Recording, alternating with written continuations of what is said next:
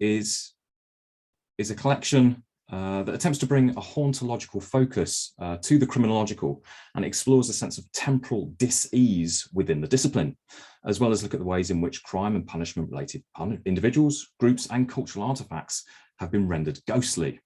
So I'm going to unpack that term hauntology and what I mean by temporal dis-ease in due course. But in terms of the structure of my talk today, I'll start by briefly examining the spectral turn that's occurred within the discipline. I'll then set out the focus of ghost criminology.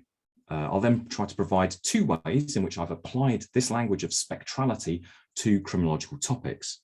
Firstly, I'm going to look at the ways in which the spectral has haunted the criminological imagination, and then use that to draw upon Walter Benjamin's idea of a dialectical image to quote unquote conjure a spirit to explore harms that are either no longer or not yet.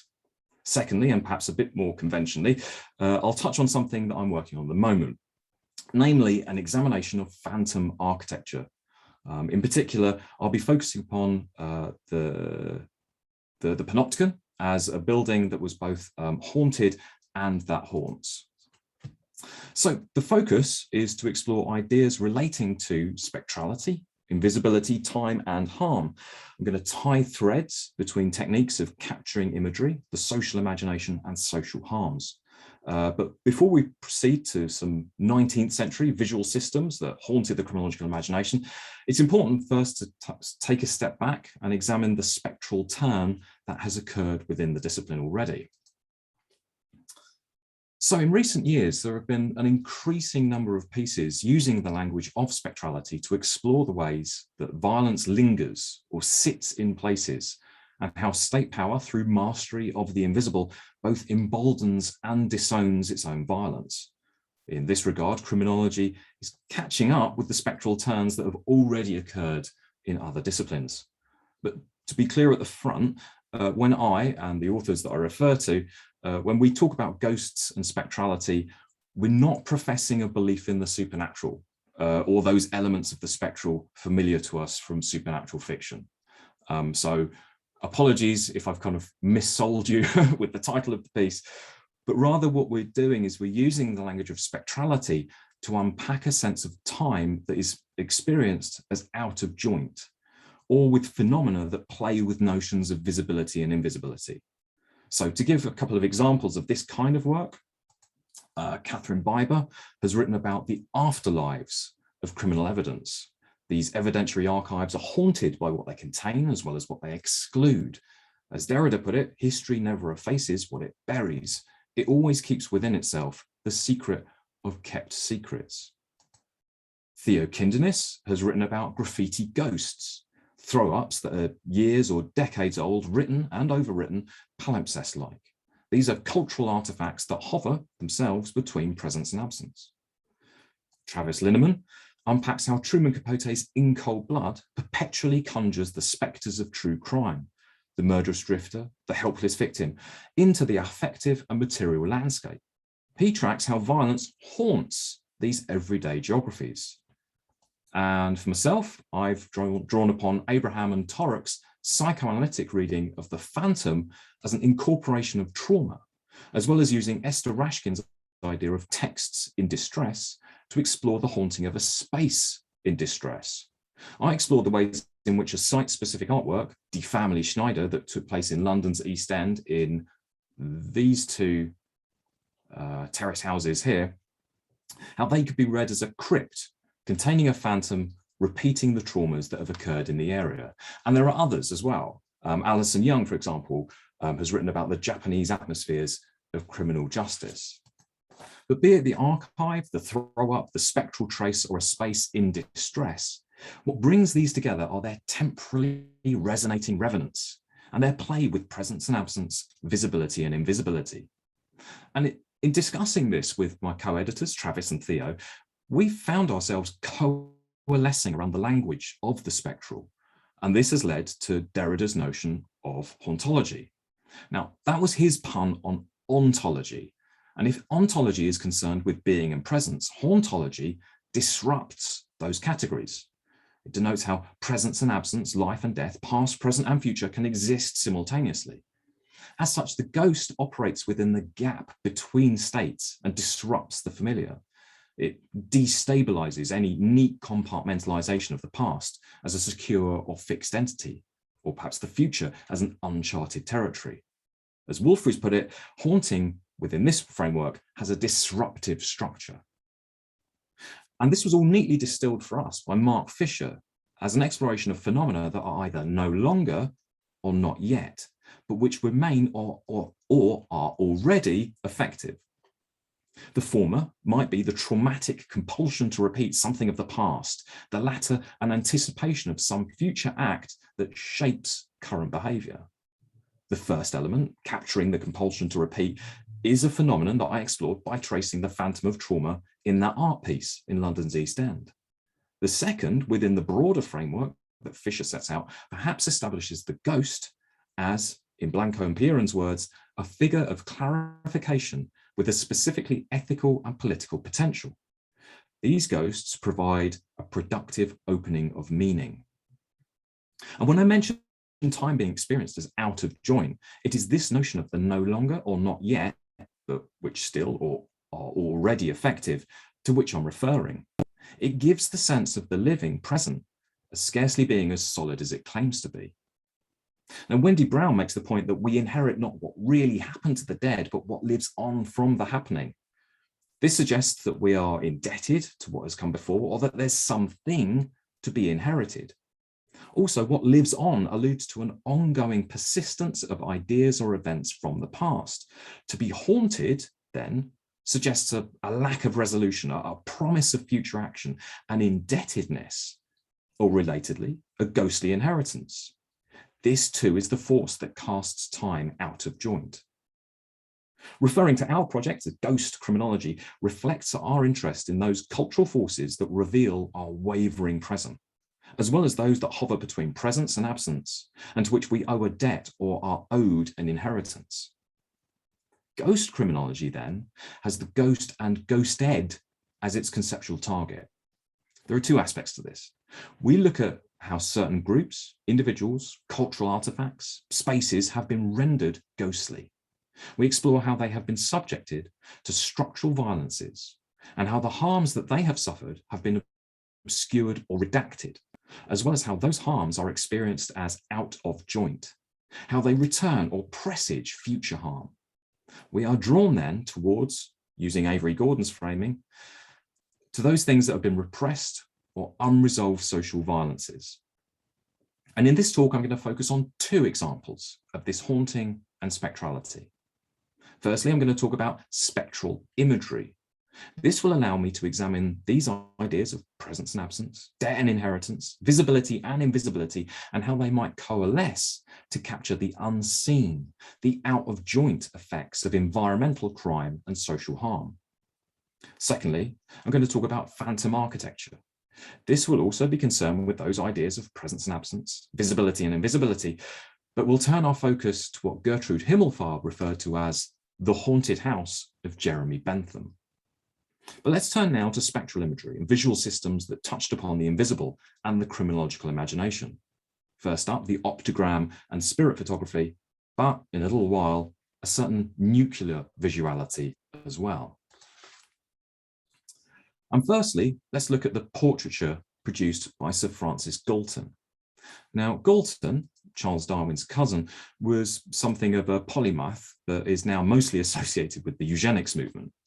He utilized the technique of composite portraiture in order to photographically capture the criminal type, using the same multiple exposure techniques as Victorian-era spirit photographers, seen here capturing Sir Arthur Conan Doyle. Galton managed to call forth a purely optical apparition, or, quote, an empirically non-existent criminal face. These were portraits of an imagined criminal other. And in France, Arthur Batu mimicked the technique to produce images of the invisible. Now, in attempting to generate the image of the criminal type, Galton literally effaced those images constituting the collective portrait, pushing them into illegibility, hiding and occluding the individual. Slightly earlier, the optogram captured a different aspect of criminality. With a nod to Poe's Telltale Heart, Campion Vincent refers to the optogram as the telltale eye. Simply put, the optogram was an idea espoused first in mid-19th century newspaper reports and fiction, latterly brought under forensic analysis, that the retina, like a photographic plate, could capture an image. Specifically, it was claimed that the interior of the eye could contain an image of the last thing an individual had seen. For example, the physiologists Boll and Kuhner explored these natural photographs and claimed to have captured the dying visions of rabbits, and that's what you can see on the screen at the moment. This led to the ghoulish idea that an examination of the retina of a murder victim could reveal the identity of that individual's killer. So, akin to a beating heart beneath the floorboards, evidence could reside hidden away within the optical equipment that had captured it. Decades after the dismissal of Kuhner's findings, the optogram was sufficiently burnt into the social imaginary that the general public and mass media continued to press for the examination of the retinas of murder victims. There was a residual appeal to this gothicized idea and the potential for a hidden mystery to be revealed. So, Galton's composites saw the camera and photographic plate act as a medium to call up the criminal other from the social imaginary. The optogram, in its seemingly diabolical act of image creation, saw the eye become a medium, transmitting information from beyond the grave to help the living and bring closure to the dead.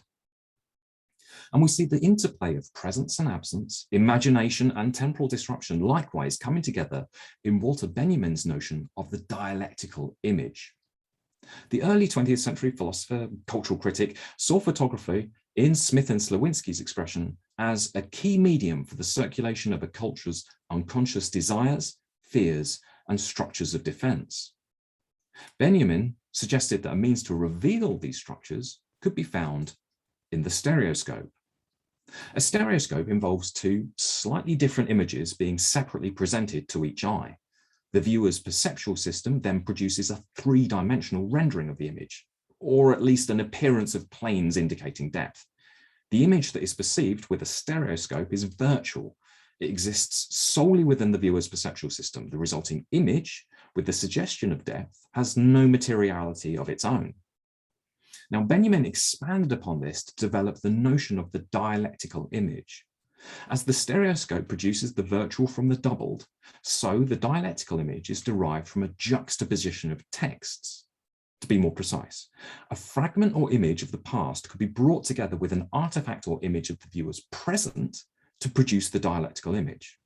As the stereoscope produced the perception of depth, the dialectical image would reveal the depths of historical shadows. This pulls the what has been and now together in a flash, and this flash produces a constellation. And in Conti's persuasive phrasing, this would see fragments of the past surge into the present as the new. That shock of the constellation forming is intended to wake the viewer from the dream state in which they had sunk. In so doing, they could develop a new form of critical memory and a new conception of the images of historical time, having had their understanding of continuous chronological time disrupted. The vision then pushed to one side the gossamer thin screen of the social phantasmagoria that swirled around the viewer to reveal that which lay beneath. The mechanisms of capitalism, obscured, would be rendered bare. But there must first be that imaginative interaction between reader and text. So I aim to reframe that dialectical image. There are certain resonances between Benjamin's virtual dialectical image and Derrida's spectre. I want to harness its capacity to examine time out of joint. Simply put, I use it as a medium to conjure the Derridean spectre. In short, I see hauntological qualities to this dialectical image. Where Benjamin saw it as a way of awakening the viewer from a dream state to view the constellation of past and present, I hope to present it as capturing the no longer and the not yet. And my target for this conjuring are environmental crimes and harms. Those phenomena eliciting a sense of solastalgia, That's Albrecht's term that takes the word solace and algos, the Greek for pain, to evoke the sense of existential distress we experience when trying to take comfort in a place that has been despoiled. It is the sense of desolation people feel, consciously or unconsciously, when their home or land is lost. And we can feel this evoked when we see the fires that coursed across California, turning the skies above San Francisco an otherworldly orange, or where Australia's Black Summer scorched the earth and where floods across Western Germany and New York have caused untold damage. In these instances, we have been visited by the ghosts of the Anthropocene. The Anthropocene referring to that period of geological time that captures when humans have impacted upon the planet's climate and ecosystems. These are visions of the, perhaps generously, a possible future. In Ganatel's phrasing, anthropogenic landscapes are haunted by imagined futures. When ecological traumas are inflicted, their effects are experienced as out of joint. They transcend time. These ghosts of the Anthropocene also demand the sort of ethical, liberating response that Del Pilar Bianco and Piran were referring to. I've spoken about repaying debts to the past. Well, we've already incurred debts to the future. So we find ourselves at a point charged with both the past and future and possibility. We feel that weight of the not yet. Now, a valuable framework to further develop this can be derived from Nixon's notion of slow violence. This speaks to an obscured violence of the longue durée. Nixon refers to slow violence as an alternative to phenomena that are sudden, spectacular, spatially limited. Rather, a slow violence can capture the impact of events that slowly accrete, their borders spreading and indeterminate, their effects prolonged. With the spatial dispersal of both actors and catalysts for slow violence, the destructive, harmful effects may not be felt for generations. And as Davies puts it, it can be difficult to epidemiologically and geographically locate blame. It follows then that a major challenge is representational, how to devise arresting stories, images, symbols adequate to the pervasive but elusive violence of delayed effects. In order to make visual the effects of slow violence, we must radically shift our systems of representation to account for these prolonged temporal periods. And as Steve Pyle suggests, the spectral requires a particular type of seeing. So that's my goal here, to use this extension of the dialectical image as a means to imaginatively respond to the harms of slow violence. And the body itself can be seen as a marker of forces that transcend and expand beyond human timescales. With reference to the radiological damage following the Chernobyl accident in 1986, Nixon describes the different timelines of mutation, international, intranational, intergenerational, as the radiation plume corrupted both bodily integrity and traversed national borders. It is within the interiority, in Derrida's invisible, that the accretion of these harms accrue. So the invisible is, according to Derrida, that which is kept secret while remaining within what one can call exteriority. So to give an example of this, our internal organs are secret to us, but can be exposed to sight through accident or surgery. So how then to capture that which has been let die across the longue durée, or that exists within the invisible? Well, Davies calls for slow observations to capture those experiences of ecological death worlds. It requires a doubled gaze to determine the harms experienced and those yet to be experienced. So in this next part, I'm going to make use of Benjamin's dialectical image as a base to capture or make this kind of slow observation. And in terms of ecological harms, I'm going to focus on the radiological. And that's because there's a curious interplay between photography and radiation. Now, of course, light radiation is the means by which we see and how photographs can be taken. But depending upon wavelength, radiation both occludes and exposes. As I'll discuss shortly, X-rays penetrate tissue, revealing Derrida's invisible. But still photography and film footage of the sort that you've got on the screen at the moment, taken at the sites of nuclear accidents, by contrast, depict bright comet-like trails or milky clouding. And you'll see that on the left-hand side of the screen in the next few seconds. If Galton's composites were effacing, Film damaged by radiation reveals cesium, plutonium, and uranium self-portraits. Those trails hint at penetrations of the body of the camera operator as well. And as Nixon observes, radiological violence, driven inward, somatized into cellular dramas of mutation that, particularly in the bodies of the poor, remain largely unobserved, undiagnosed, and untreated. Now, it's important to point out at this point that there are accounts and histories from Indigenous and First Nations groups that can speak to this experience. But I want to also explore it through this this framework as well. And perhaps we can talk more about that in the Q&A towards the end of the session. So the interplay between photography and radiation could be most vividly observed when the bombings at Hiroshima and Nagasaki unleashed a monstrous atomic visibility. Victims of the blast became photographic effects.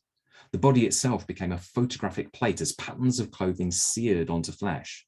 They became photograms, images formed by the direct exposure of objects on photographic surfaces.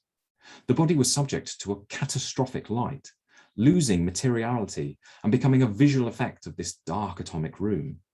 Interiority and exteriority fused into pure surface, shadows scorched upon walls and stairs. So, the two images that I'm going to use to conjure my Derridean spectre by way of Benjamin's dialectical image relate to these varied aspects of the radiological. So let's first look at Hand mit Ringen. Now, Wilhelm Röntgen discovered X-rays whilst working in the laboratory at his university in Bavaria in November 1895. And this, on the screen at the moment, is the first medical X-ray. Röntgen captured the image of his wife, Bertha's hand. It provides a close-up of Bertha's left hand, or rather it depicts the bones of her left hand. In sepia tones, the spindly metacarpals and proximal phalanges of her four fingers seem to coalesce from a milky fog. The fingers of the hand have been degloved, the flesh of the palm melted away under the insistent penetration of the X-ray. Upon seeing the image, Bertha is reported to have said that it brought a vague premonition of death. Well, it certainly gives us a glimpse at the invisible. It's troubling precisely because it gives a revelation of a secret ordinarily hidden beneath the body's exteriority. But as Lippitt also puts it, by capturing single moments of time, all photographs suggest future anniversaries and future absences. We're already haunted by this future, which brings our death. Our disappearance is already here. The second image is Trinity Cube by Trevor Paglen. Trevor Paglen's site-specific artwork entitled Trinity Cube can be found within the Fukushima exclusion zone. Now, you'll recall that back in March 2011, an earthquake forced the automatic shutdown of active reactors in the Fukushima nuclear power plant. The earthquake caused a 15-meter tsunami that then disabled the plant's emergency power supply. The cores of 3 of the reactors subsequently melted. Radioactive material was vented into the atmosphere and surrounding seawater, leading to what was classified as a level 7 major accident on the International Nuclear and Radiological Event Scale for its impact on the environment and population. An evacuation took place, and as of March 2018, some 50,000 people had not been able to return to their homes. Paglen's work was part of a site-specific exhibition entitled Don't Follow the Wind. The title was taken from the advice given to those fleeing the area in the immediate aftermath of the disaster. The show, something of a misnomer, will not be seen until the exclusion zone itself is lifted.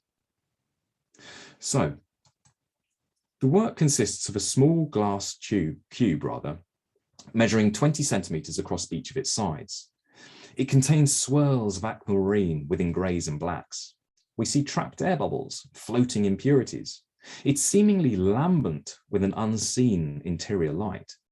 And the cube itself was made from irradiated glass collected from the Fukushima site with that of material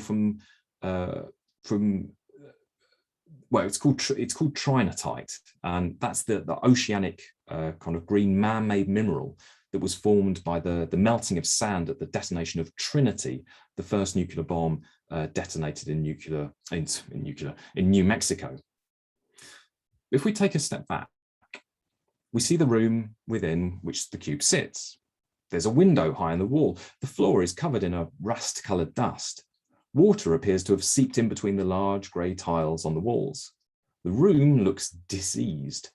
We preemptively wheeze when we see it. It feels as though we breathe in the dust and the mould and well, what else? We take it into the body, into the invisible. So, both these images, Hauntology and Trinity Cube, can already be considered hauntological. They invoke the invisible and notions of absence and presence, as well as a sense of repetitious cycles of trauma as time is experienced as out of joint. But let's take that further step and conjure that spectral image of this paper's title. By focusing upon the imaginary, I see this dialectical image as generating the spectralized constellation of what lives on from the happening and provides glimpses of visions from the future. So, given these spectral traces within the two separate images, what is the virtual image that is produced when we combine them? Now, I owe a debt here to Haraway's call for speculative fabulation in scholarly mode, because in trying to capture something of the social imaginary, it sort of pays to think imaginatively. Remember too that Benjamin emphasized the imaginative interaction necessary between reader and text when producing the dialectical image. So let's first flatten that X-ray of Bertha Röntgen's hand onto Trevor Paglen's cube. Let the invisible bones coalesce with the unseen art display. The two images merge. The flash occurs and a constellation begins to materialize. We can focus first on that element which is no longer, but which lives on in the compulsion to repeat. Hauntology pre-echoes the ulcerations, the excarnation, and eventual amputation of the digits and hands of the early X-ray operators.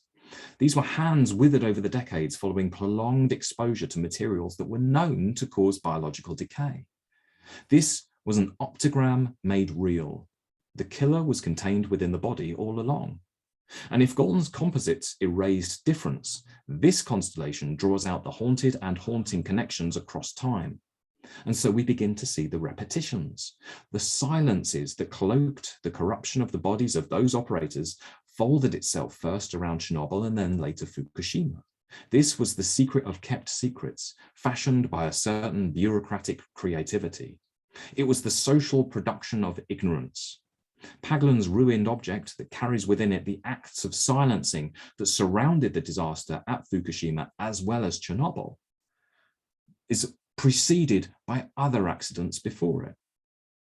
And to paraphrase Brown, what lives on from the happening of these events can begin to reveal to us the effects beneath the black marks of redaction, the secret of kept secrets. But what then of the visions of the future? Hauntology provides us with the shiver at the sense of our own mortality.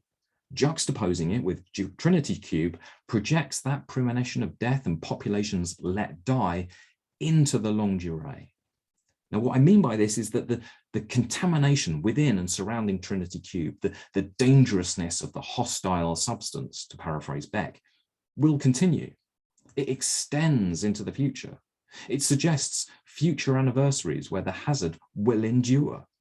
The sense of an obscured threat commingling with time out of joint is well summarized by Bloom's description of a present that is troubled by a traumatic past in a dreaded future. Hauntology and Trinity Cube are both examples of these haunted and ruined objects.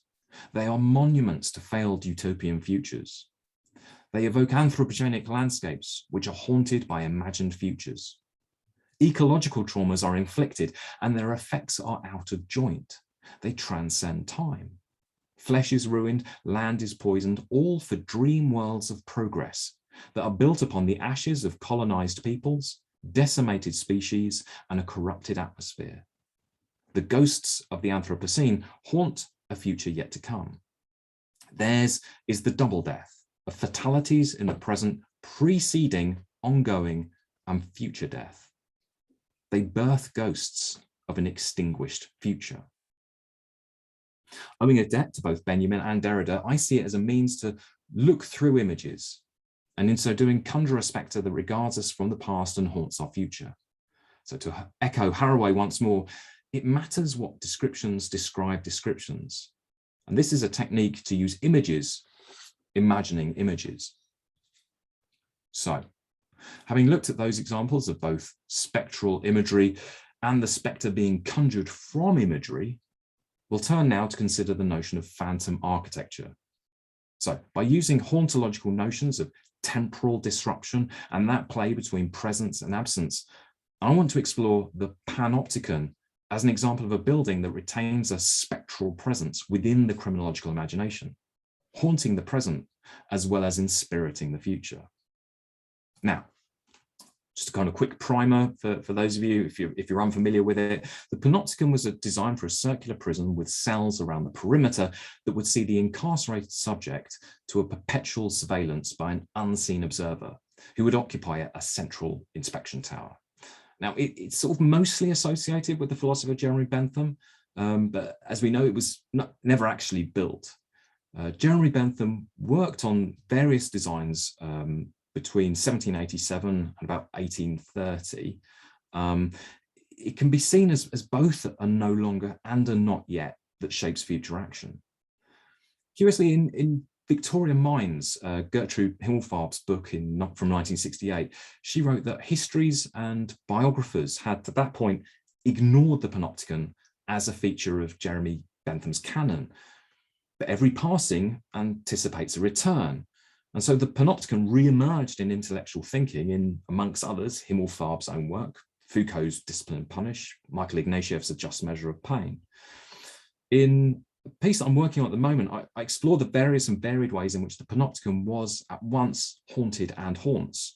It well illustrates the idea of temporal disruption. It can be considered as something of a temporal stutter, a rupture, eddies of which eddy out their waves of influence, crashing and cascading with one another. For the remainder of this talk, I'm going to narrow my focus to specifically consider the ways in which this example of phantom architecture was haunted. And we can do this by looking at the curious absence of Samuel Bentham, and then the role of, in Bentham's phrasing, the fictitious entity which will be housed at the building's core. Now, my interest here has again echoes of Esther Rashkin's analysis of texts in distress that finds traces of trauma beneath the surface of literature, as well as Avery Gordon's Ghostly Matters, and that text's exploration of individuals that have been rendered as ghostly absences. Here, I'm interested in exploring, in Gordon's phrasing, the things behind the things, and what lies beneath the text of Jeremy Bentham's panopticon letters, as well as the subsequent analyses of the panopticon. In doing so, we can more clearly trace the spectral within this haunted building. In December 1786, Jeremy Bentham wrote to his father to describe a singular idea in architecture. Bentham had travelled to Russia to visit with his brother Samuel in Khrushchev, located in what is now Belarus. Samuel had been tasked by Grigory Potemkin to develop a naval workyard. He was also involved in Potemkin's preparations for Catherine the Great's Crimean tour of 1787. Potemkin wanted to demonstrate an idealized Russian Eden in what was to be a vast theatrical display. In terms of the workyard itself, Samuel had difficulties with the skill sets of the local population, and so imported tradesmen from England to train up the local population. But he then had problems with the discipline of the English tradesmen. And so the design Samuel developed was to be a circular design that had observation and surveillance as its central conceit. Jeremy, subsequently working with both Samuel and then latterly Willie Reveley, transposed this idea to a penitentiary that they would then go on to develop and iterate on over the coming decades.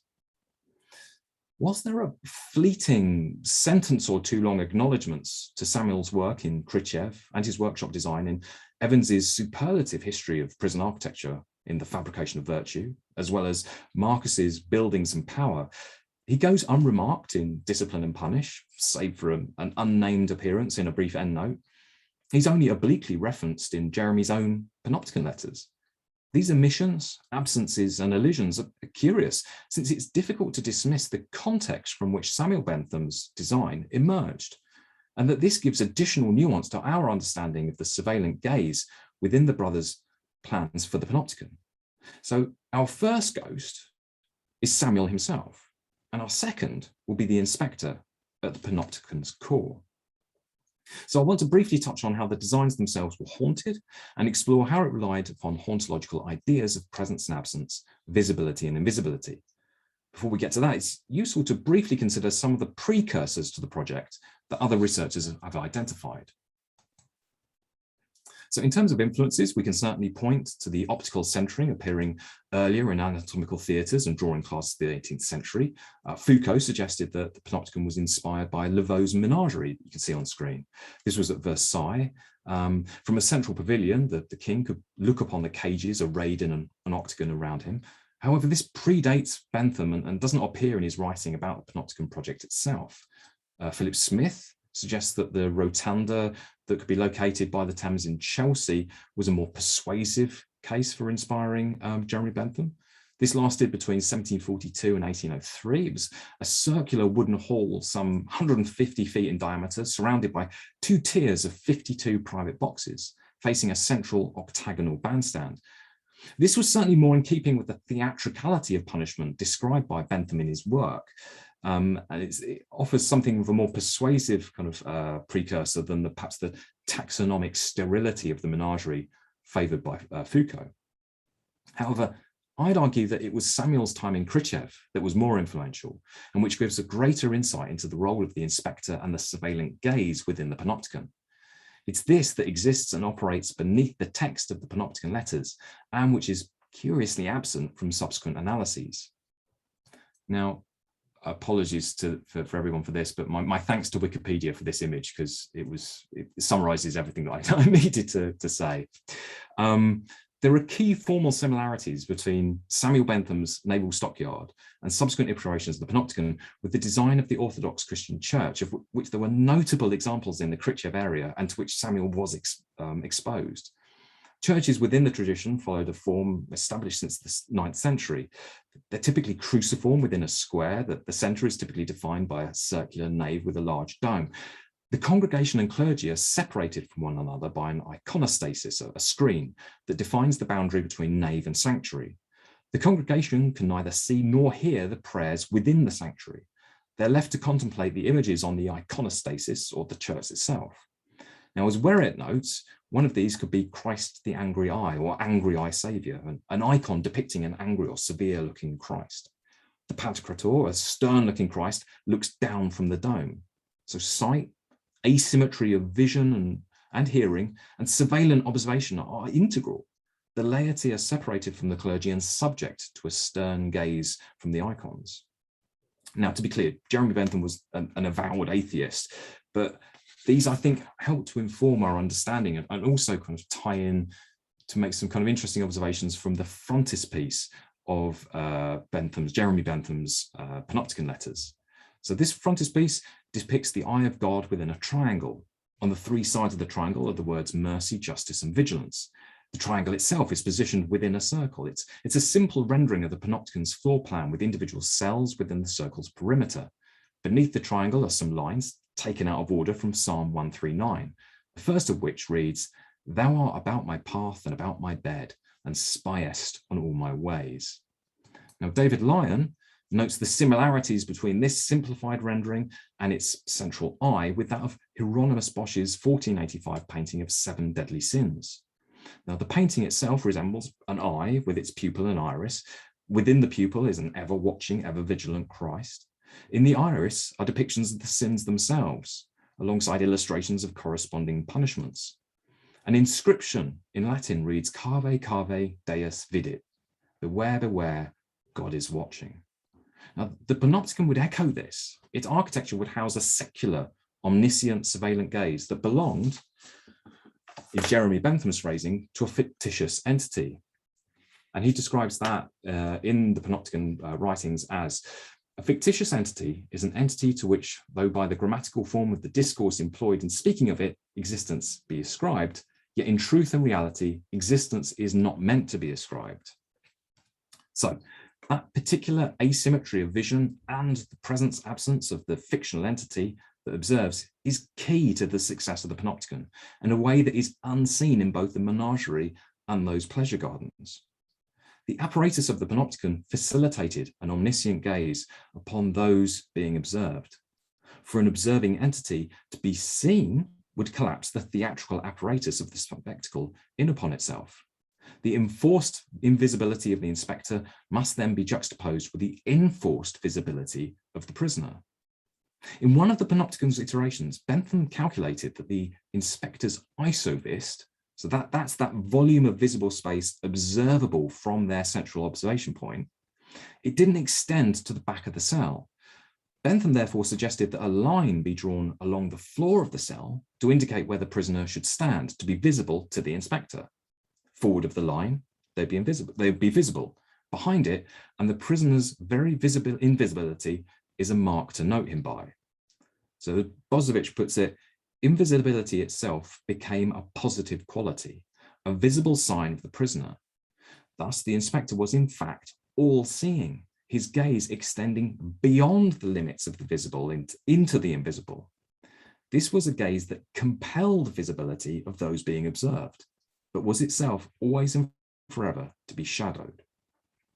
And that inspector's all-seeing, all-presence rests on a fiction. Again, as Bozovich phrases it, the presence-absence at the center of the panopticon, behind the curtain enshrouding the inspector's vantage point, that space of shadow and sight is the fiction of God. It is that which sustains the universe of the panopticon. And we have like another interesting kind of wrinkle to kind of add to this when we look at the ways in which conversation tubes were going to be integrated into the panoptical designs. In some of the iterations, there were going to be tin tubes which would have run from the central observation tower to each individual cell. Edmund Burke, upon seeing initial plans for the panopticon, remarked, "There's the keeper, the spider in his web." Now, I don't think he's talking about the kind of the conversations tubes themselves, but certainly it's sort of, we might imagine that filigreed lattice work of tin tubes radiating out would have resembled some sort of web. In the Panopticon letters, Bentham himself stated that by means of this implement, the slightest whisper of one might be heard by the other, especially if he had proper notice to apply his ear to the tube. And again, to refer to Bozovich, the inspector is able to speak to the prisoners without having to expose himself to their eyes. The prisoners can hear him, but they cannot see him. Again, this places emphasis once more upon the asymmetry between inspector and prisoner, center and periphery. However, it's that bodiless voice that I want to dwell on just in the final few minutes, as it offers both its own haunting presence and absence, as well as further complicating the relationship with the surveillant eye at the building's center. Shion refers to the acousmatic voice. This is the voice without visible origin, and there's an inherent spectrality to that voice without a body. A placeless voice appears everywhere. It's not simply an authority to the acousmatic voice, but an omniscience in its spectral effects. The hidden voice structurally produces divine effects. It's also troubling. We know that it must have a corporeal source. It cannot be an effect without a cause, but the idea, the presence behind the curtain, it seizes us. Dohler also notes that in many languages, there's an etymological link between spirit and breath. In an extraordinary phrase, Dohler describes the voice is the flesh of the soul. And that might make us kind of think of Foucault's idea of the soul as the prison of the body. But of course, again, if the mystery behind the curtain were to be revealed, if the conceit collapses, if a corporeal source of gaze and voice causes the surveillance system to crumble, it requires the theatricality of the obscuring curtain to remain intact. As Dohler notes, the acousmatic voice is so powerful because it cannot be neutralized with the framework of the visible, and it makes the visible itself redoubled and enigmatic. So we have two phenomena that offer a sense of simultaneous being and presence, complementing one another. There's a gaze, projected from behind the shrouded center, looking, but not reciprocating, and a voice, placeless and bodiless. The mystery of the voice adds to the mystery of the eye. So, just in the kind of final minute or two, there are a couple of ways in which I'm kind of going to unpack this a little bit more.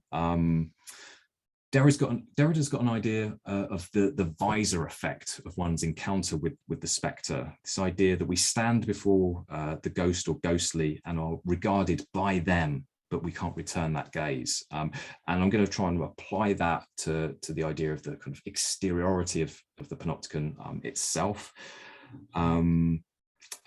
Fundamentally, it's I think useful to think of this particular unbuilding as simultaneously no longer and not yet, one that kind of does shape and inspirit our criminological thinking. But to wrap up, perhaps a ghost criminology is concerned with those various and varied ways in which time is experienced as out of joint. And it's interested in exploring those things that are both seen and unseen. In the spectral imagery of the optogram, Galton's composite portraiture, and my own conjuring, we see Mark Fisher's no longer and not yet, and that sense of temporal disease as time is experienced as out of joint. With the phantom architecture of the panopticon, we glimpse the things behind the things. In this instance, it's that influence of Samuel Bentham and the architecture of the Orthodox Church, and their role in the inspiriting of the panopticon with its inspector as a fictitious entity. Using these kinds of ideas, and this is the shameless plug part of the talk, there are contributors to the forthcoming collection, Ghost Criminology, look at the challenges of encountering white supremacist foundations within the discipline of criminology, of necro waste and the deviant body, and how violence, memorialization, and landscape intermingle. And so perhaps in closing, I'm going to finish with a requiem rather than a spirit guide.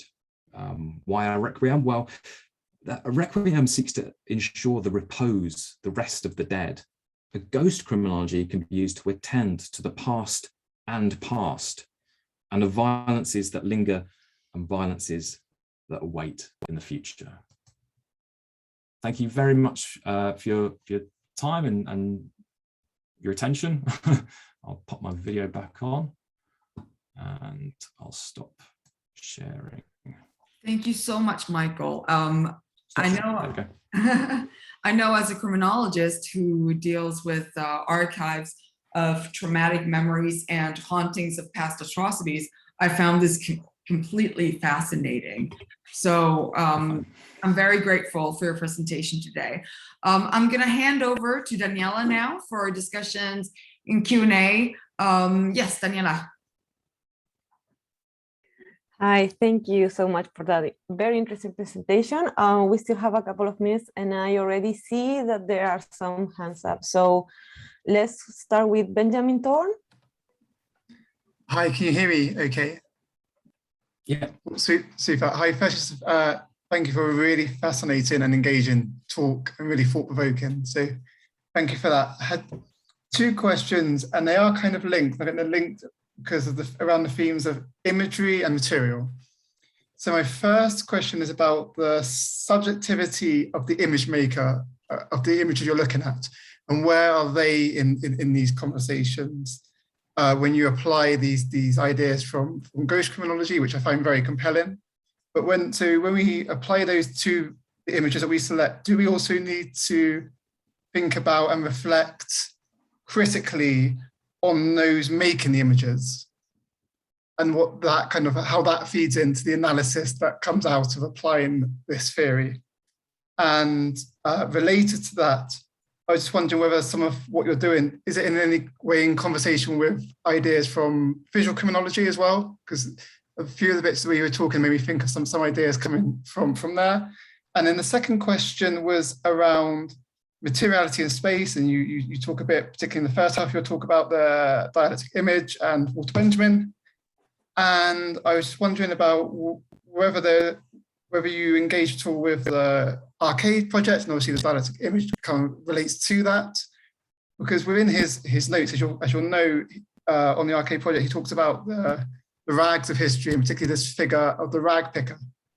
And quite a lot of what you were talking about made me think of this figure of the rag picker. And I was just wondering, maybe in one sense, are you the rag picker, kind of assembling the snippets of waste material of history into this kind of collage? Yeah, so they're my questions. But thank you again for a really fascinating talk.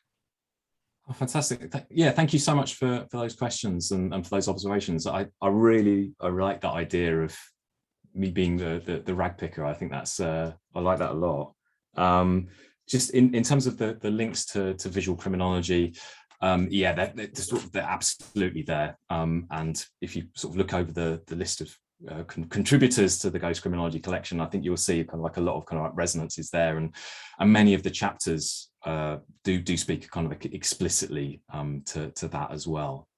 So again, shameless plug off to to one side, but yeah, I think the idea of the kind of like the subjectivity of the image makers themselves, yeah, that has to be kind of like integral to the way in which a kind of, if we're going to be using this kind of idea of a dialectical image creation to project forward, I think, yeah, that subjectivity has to be kind of integrated within that, which is not something I kind of mentioned in the talk, but yeah, absolutely.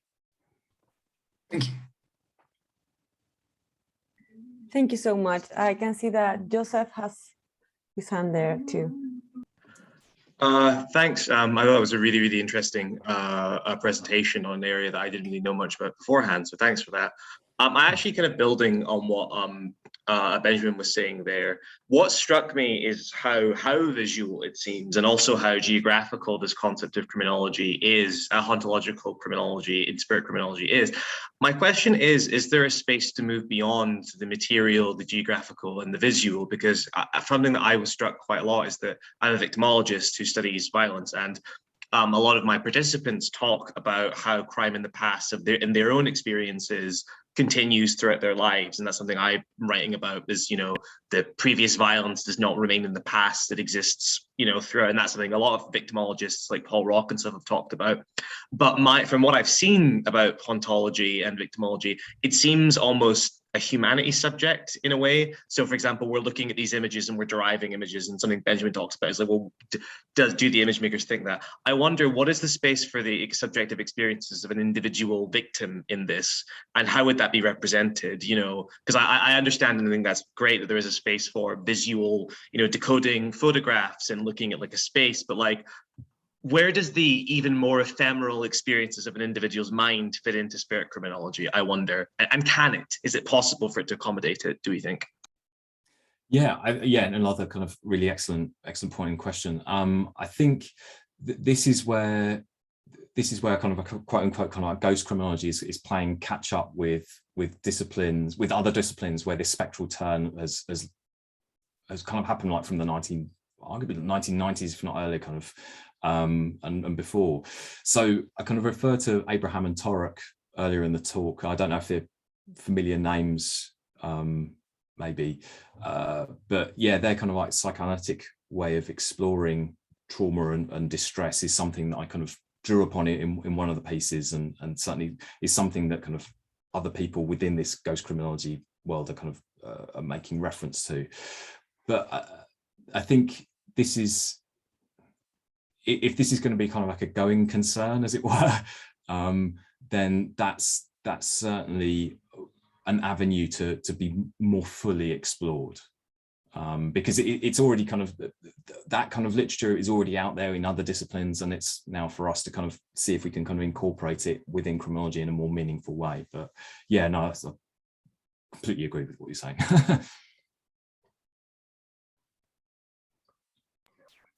Thank you so much. I think we still have time for one more question if someone wants to say something. MJ?